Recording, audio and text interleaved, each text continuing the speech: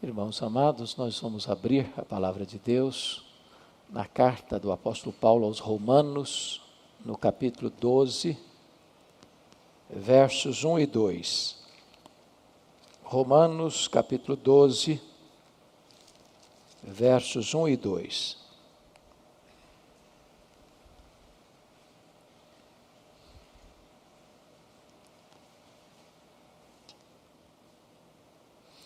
O apóstolo Paulo escreve: Rogo-vos, pois, irmãos, pelas misericórdias de Deus, que apresenteis o vosso corpo por sacrifício vivo, santo e agradável a Deus, que é o vosso culto racional. E não vos conformeis com este século, mas transformai-vos pela renovação da vossa mente, para que experimenteis qual seja a boa, agradável e perfeita vontade de Deus. Amém. Eu gostaria de pensar com vocês hoje sobre como conhecer a vontade de Deus para a nossa vida. Todos vocês sabem que a carta de Paulo aos Romanos é certamente o maior tratado teológico do Novo Testamento. O apóstolo Paulo chega aqui ao pináculo da sua teologia. Obviamente, ele, inspirado pelo Espírito Santo, registra aqui a teologia mais profunda, este plano mais glorioso da redenção, registrado em todo o Novo Testamento.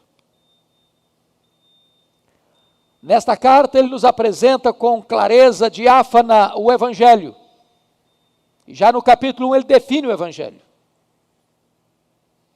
E a partir do capítulo 1, acompanhando o capítulo 2, ele mostra a necessidade do Evangelho. Porque o mundo pagão está completamente corrompido porque desprezou o conhecimento de Deus. Mergulhou na idolatria, na imoralidade. Portanto, precisam do Evangelho.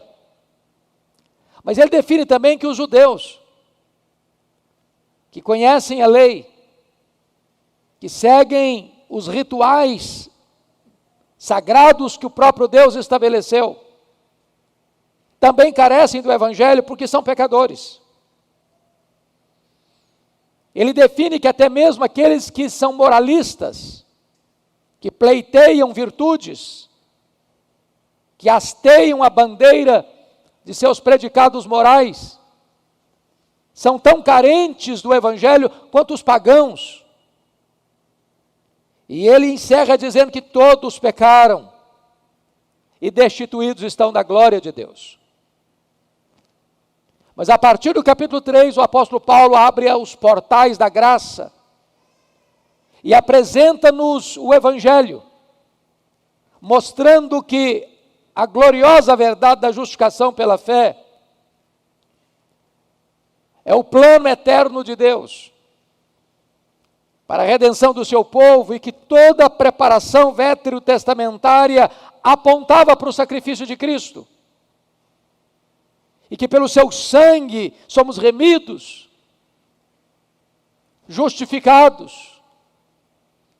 E no capítulo 4 ele exemplifica a doutrina da justificação pela fé, mostrando que Abraão, o pai da nação e o pai dos crentes, foi justificado pela fé. No capítulo 5 ele mostra os frutos dessa justificação. Nós temos paz com Deus no passado, nós temos acesso à graça no presente, nós temos certeza da glória no futuro. No capítulo 6, o apóstolo Paulo vai mostrar para nós que a justificação desemboca necessariamente na santificação. Quem é justificado pela fé tem uma nova vida. Não pode mais viver no pecado, porque para o pecado morreu. Nós fomos crucificados com Cristo, nós morremos com Cristo e nós ressuscitamos com Ele para uma nova vida. No capítulo 7, Paulo vai retratar a grande batalha interna do coração do homem. Porque embora redimido, porque na justificação ele foi liberto da condenação do pecado, na santificação ele foi liberto, está sendo liberto do poder do pecado, mas ainda não está liberto da presença do pecado, fato que só ocorrerá na glorificação. Então nós vivemos nessa luta constante. Mas chega no capítulo 8, o apóstolo Paulo vai declarar de início que já nenhuma condenação há mais para aqueles que estão em Cristo Jesus. E ele nos aponta a gloriosa obra de Deus pela ação do Espírito Santo em nós. E a segurança que nós temos da nossa redenção em Cristo Jesus. No capítulo 9 ele olha para o passado e vê a eleição de Deus em relação a Israel. No capítulo 10 ele mostra o presente desse povo, a sua situação de pecado e miséria. Mas no capítulo 11 ele olha para o futuro e vê como Deus vai restaurar este povo. A partir daí, o apóstolo Paulo vai aplicar a doutrina, porque Paulo sempre tinha nas suas epístolas esse critério de, em primeiro lugar, dar a doutrina e depois aplicar a doutrina. Porque essas duas coisas caminham juntas, teologia e vida, doutrina e conduta. O conteúdo teológico que vai desembocar na vida de santidade. E a partir do capítulo 12, então, ele vai mostrar para nós que uma pessoa convertida, transformada, justificada, santificada pelo Espírito, isso desemboca em relacionamentos transformados. No capítulo 12, verso 2, o primeiro relacionamento transformado é o relacionamento com Deus. No capítulo 12, versículo 3 a 8, o relacionamento consigo mesmo.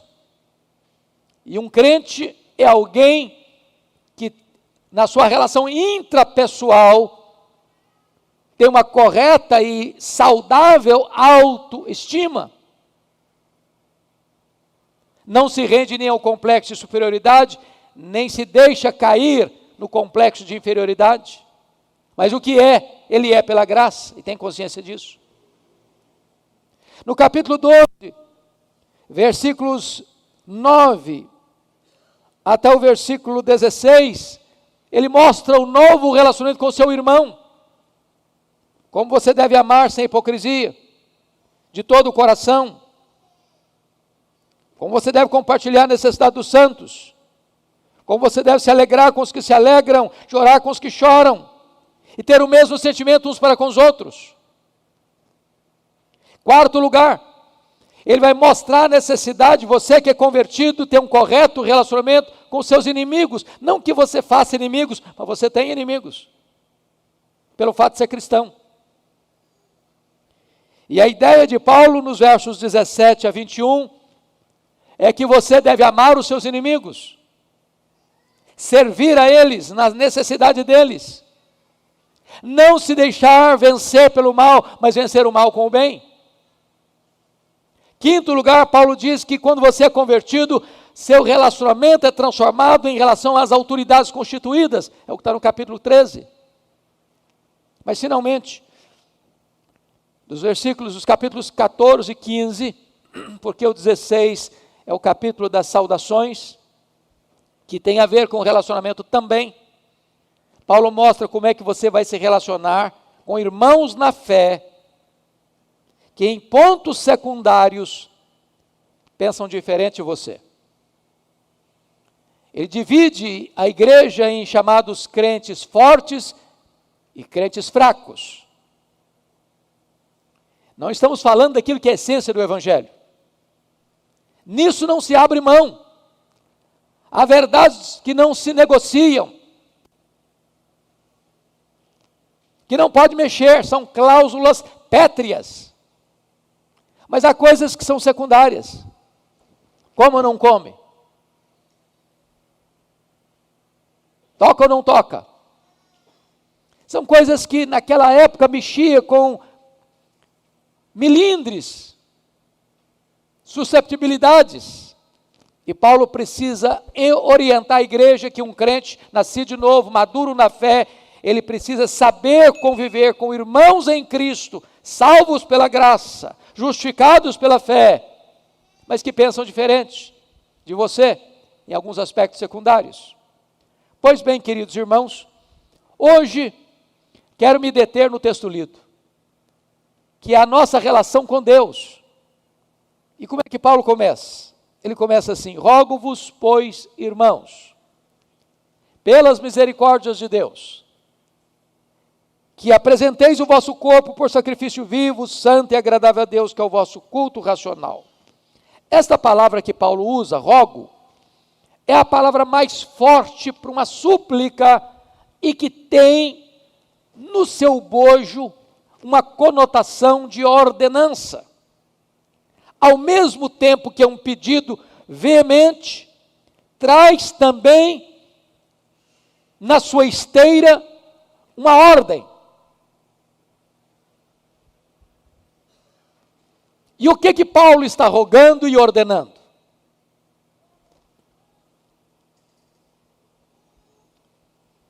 Que apresenteis o vosso corpo por sacrifício vivo, santo e agradável a Deus, que é o vosso culto racional. Mas prestem bem atenção, que o apóstolo Paulo vai usar uma preposição aí. Rogo-vos, pois.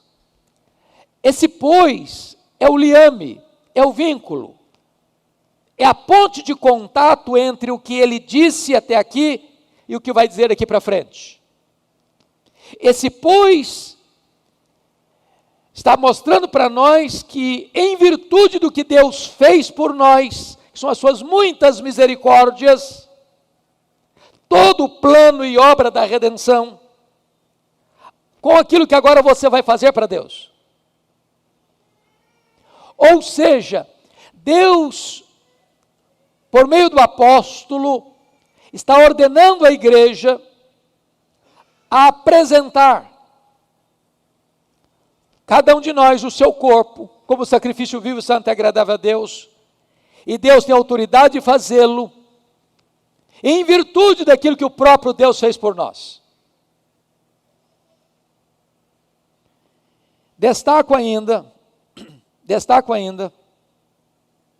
que a palavra apresentar aqui, que vos apresenteis, ou que apresenteis, na língua original traz a mesma ideia dos sacerdotes lá na antiga aliança, que representando o povo, traziam um cordeiro para ser oferecido em holocausto. Uma vez colocado o cordeiro no altar, o sacrifício no altar, não se podia mais tomar de volta. Aquilo não era mais propriedade do ofertante. Aquilo pertencia ao Deus a quem se servia e se cultuava. O que Paulo está dizendo aqui é que, em virtude daquilo que Deus fez por nós, cabe-nos agora apresentar a Deus o nosso corpo e não tomá-lo de volta mais. Mas ainda destaco, meus irmãos, que quando Paulo está dizendo isso, Paulo está rompendo o status quo cultural. Porque vocês bem sabem que Paulo está vivendo no Império Romano, mas o pensamento dominante do mundo é grego. Roma conquistou o mundo militarmente, mas Roma se dobrou diante da cultura grega. E qual era o pensamento grego? O pensamento grego é que o corpo era um túmulo, uma cova, uma sepultura, um claustro, uma prisão. Os gregos entendiam que quando alguém morria, a alma era liberta dessa prisão. É por isso que eles não acreditavam em ressurreição, porque para eles era um contrassenso. Para eles o corpo, matéria, era essencialmente mal. E esse pensamento grego desembocou ao longo da história em dois extremos perigosos. O primeiro extremo é o ascetismo. O corpo não importa, vamos castigá-lo, vamos maltratá-lo. Por trás desse pensamento surgiram os mosteiros, onde a pessoa tem que fugir da sociedade, da família, se isolar, talvez com escassez de pão, talvez até com flagelos físicos. Está por trás do pensamento grego.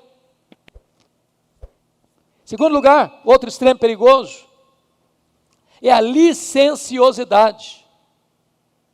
Bom, já que o corpo não importa, tudo que eu faço com ele também não importa. E aí isso deu aso à licenciosidade, à depravação moral. E o mundo que cercava Paulo era um mundo exatamente rendido à imoralidade. Porque o corpo não importa. Paulo está resgatando o conteúdo bíblico diante dessa cultura completamente rendida ao pensamento grego, dizendo, não, o corpo importa. Deus criou o corpo. Deus remiu o corpo. O nosso corpo é propriedade de Deus, porque Deus criou, porque Deus comprou com o sangue do seu Filho. O nosso corpo é a morada do Espírito Santo, é o templo do Espírito Santo, e o nosso corpo precisa glorificar a Deus. Quando o apóstolo Paulo diz, rogo-vos, pois, irmãos, pelas misericórdias de Deus, que apresenteis o vosso corpo, ele está mostrando para nós que agora esse corpo é o verdadeiro sacrifício que Deus espera, porque você olha para a Escritura e vê que com o sacrifício de Cristo, os animais mortos foram varridos do altar.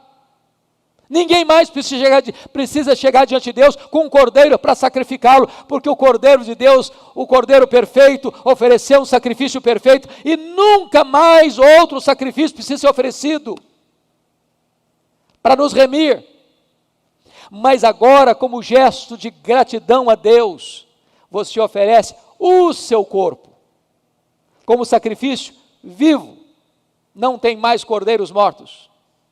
Santo, porque agora você que foi remido do pecado e não no pecado. E agradável a Deus, porque este é o sacrifício que Deus aceita. Então a primeira coisa que eu chamo a atenção aqui para os irmãos é a palavra apresentação. Você precisa deliberada e conscientemente apresentar seu corpo para Deus. E Paulo diz, esse é o seu culto racional. Vamos entender racional aqui, irmãos, não como antônimo de emocional. Porque tem muita gente que às vezes pega esse versículo e diz, não, está vendo, o culto é racional. Então você não pode ter emoção, você não pode chorar, você não pode ter emoção, é só a razão. Mas racional aqui no grego é lógico, é coerente. É coerente. Você adora a Deus com todo o seu ser. Você é razão, você é emoção, você é volição ou vontade. Então você entende a mensagem intelectualmente, é por isso que a mensagem é dirigida ao seu intelecto. Quando você entende a mensagem, isso mexe com o seu interior, você sente. E quando você entende e você sente, você age. Eu gosto muito do Dr. Lloyd Jones, foi um médico, um homem de uma cultura praticamente enciclopédica. E ele trabalhou muito essa tensão do emocional, porque hoje, em muitos redutos, a mensagem é dirigida às emoções.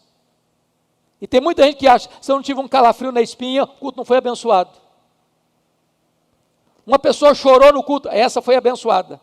A outra não chorou, não foi. É equívoco isso.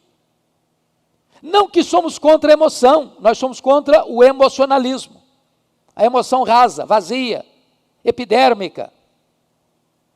Mas ao mesmo tempo, nós não somos a favor de uma razão fria. E eu gosto aí do Mark Lloyd Jones quando ele diz o seguinte: se você expõe o Evangelho, a cruz de Cristo, o sacrifício de Cristo na cruz, sua morte vicária substitutiva, isso não mexe com você, isso não mexe com o seu coração, isso não mexe com as suas emoções, provavelmente você não entendeu a cruz. Como não se quebrantar diante do Calvário? Como não se emocionar diante do grande amor de Deus, que não poupou seu próprio Filho, mas por todos nós o entregou? Então entenda que culto racional aqui não é essa dicotomia entre razão e emoção. Não é. Culto racional aqui que Paulo está falando é um culto lógico, ou seja, nós não podemos separar, meus amados irmãos, o que acontece nos redutos dessas quatro paredes, com o que acontece lá fora no pátio, com o que acontece lá dentro da nossa casa, com o que acontece lá no nosso trabalho, com o que acontece lá no nosso lazer. Você não oferece seu corpo para Deus apenas aqui, dentro do templo. Mas o que significa oferecer seu corpo como sacrifício vivo, santo e agradável a Deus? Você precisa examinar o que você vê, o que você ouve, o que as suas mãos fazem, os seus pés, onde seus pés andam. Esse culto lógico. Imagine você que durante a semana eu estou na contramão da vontade de Deus, oferecendo os membros do meu corpo ao pecado, agora no domingo eu venho, agora sim eu vou oferecer meu corpo a Deus como sacrifício vivo. Não combina. Tem que ter coerência, tem que ter consistência. Este é o culto racional que Deus espera de nós. Mas há uma segunda palavra que eu gostaria de explorar aos irmãos. A primeira é a apresentação, a segunda é a inconformação. E ele diz: não vos conformeis com este século, mas transformai-vos pela renovação da vossa mente, para que experimenteis qual seja a boa, agradável e perfeita vontade de Deus. Se vocês olharam comigo a palavra conformar e a palavra transformar, tem a mesma raiz, e a raiz aqui é forma. É sabido de todos vocês que na língua grega, nós temos duas palavras muito distintas para forma. A palavra esquema e a palavra morfê. Esquema é a forma mutável, que varia, que pega a cor do ambiente igual o camaleão, que pode sofrer variações. Em outras palavras, se você olha para o mundo hoje, aquilo que era errado ontem é considerado certo hoje. Aquilo que era pecado ontem é apreciado hoje. Aquilo que era proibido ontem é recomendado hoje. Aquilo que era vergonhoso ontem é praticado à luz do sol hoje. Em outras palavras, Paulo está dizendo o seguinte: não ponha o seu pé na forma do mundo, porque o mundo está rendido à ditadura de um relativismo moral. Não se conforme com isso. Essa forma é plástica. Ela é completamente líquida, não granítica. Ela está mudando todo dia, toda hora. É por isso, meus irmãos, que a Bíblia não se curva à cultura. Não é a cultura que legitima a Bíblia. Não é a cultura que diz: não, isso aqui agora mudou, então a Bíblia tem que mudar, agora tem que fazer uma outra leitura da Bíblia, eu tenho que ressignificar a Bíblia. Não, 1000 vezes não. O mundo está mudando, ele é camaleônico. Hoje não é a questão apenas da tolerância do erro, é a inversão de valores. Se chama luz de trevas e trevas de luz, se chama doce de amargo e amargo de doce. Paulo diz: não vos conformeis. Não põe o pé nessa forma. Não entre nesse esquema. Daí vem a palavra esquema. Esse esquema que é uma rede, que é um cipoal, que é uma cosmovisão que não leva Deus em conta, que bane Deus para a lateral e elimina Deus. Paulo diz: não vos conformeis, não entrem nisso, não se renda a esse esquema. Mas notem comigo que a terceira coisa que eu quero focar, primeiro é apresentação, segundo é inconformação, terceiro é transformação. Mas transformar-vos, veja vocês comigo que novamente a raiz da palavra transformar é forma, só que aqui não é esquema, a palavra aqui é morfê, morfê, e morfê é a forma imutável, foi ontem, é hoje, será amanhã. Quer um exemplo disso? Lá em Filipenses capítulo 2,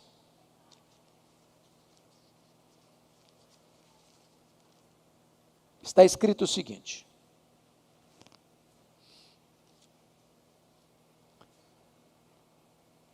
versículo 6. Pois ele, Jesus, subsistindo em forma de Deus, forma, aqui não pode ser esquema, é morfê. Jesus nunca deixou de ser Deus. Então vejam vocês que essa é a forma que nunca muda. Ele é o mesmo ontem, ele é o mesmo hoje, ele é o mesmo para sempre. O que Paulo está dizendo é o seguinte: transformai-vos pela renovação da vossa mente. Está dizendo, você tem um padrão, esse padrão é absoluto, esse padrão nunca mudou, esse padrão nunca vai mudar. Então mire nesse padrão, mire nesse padrão. E na medida que você vai mirando nesse padrão que é perfeito, sua mente vai sendo renovada. Na medida que você vai examinando a palavra de Deus, que é perfeita e absoluta, e não pode falhar, e ela é eterna, e ela é imutável, e ela é inerrante, e ela é infalível, ela é suficiente, a sua mente vai sendo forjada por essa verdade eterna, e você vai sendo transformado. Quantas pessoas, irmãos, que estão forjando a sua mente, por se conformar com esse século? Estão se rendendo ao relativismo, estão se capitulando ao pecado, estão abrindo flancos na alma para os vícios, para ideologias, para falsas teologias, para falsas doutrinas. Paulo diz: não, você precisa ser transformado pela renovação da sua mente. Você tem um padrão absoluto, olha para ele, conforme-se a ele, imite a ele, viva como ele.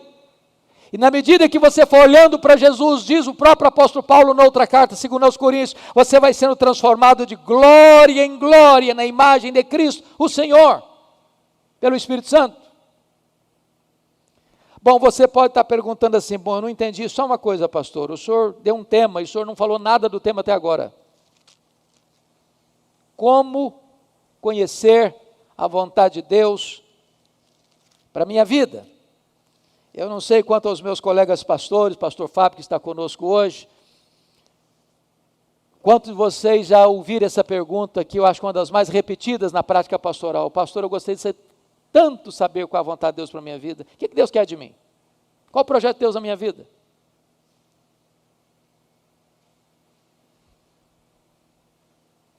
Por que eu nasci? Por que eu estou aqui? Para onde eu vou? Qual o significado da minha vida? O que Paulo está dizendo para nós aqui hoje é que conhecer e experimentar a vontade de Deus não é uma coisa filosófica ou teórica. É a consequência de uma consagração.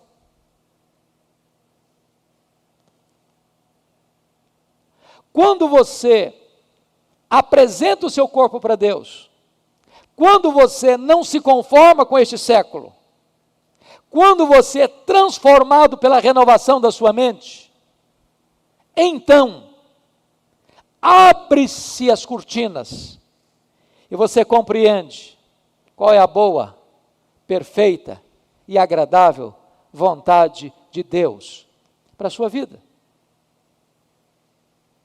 Conhecer a vontade de Deus não é causa, conhecer a vontade de Deus é consequência da vida que você leva de consagração a Deus. Oh, amados irmãos, que Deus nos ajude nesse tempo tão difícil em que vivemos, onde o mundo está cada vez mais agressivo, odiando a igreja, porque nunca deixou de odiar. Onde a igreja está encurralada por ideias, conceitos, valores contrários às Escrituras. Quando tantas denominações evangélicas, históricas, sucumbiram a esta conformação com o mundo.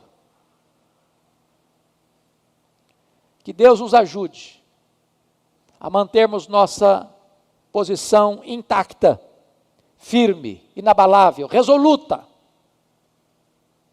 em apresentar-nos a Deus, em não nos conformarmos com este século, mas sermos transformados progressivamente à imagem de Cristo, pela obra do Espírito Santo, até chegarmos àquele glorioso dia, quando seremos transformados, seremos semelhantes a Ele, porque havemos de vê-lo como Ele é. Que Deus nos abençoe. Amém.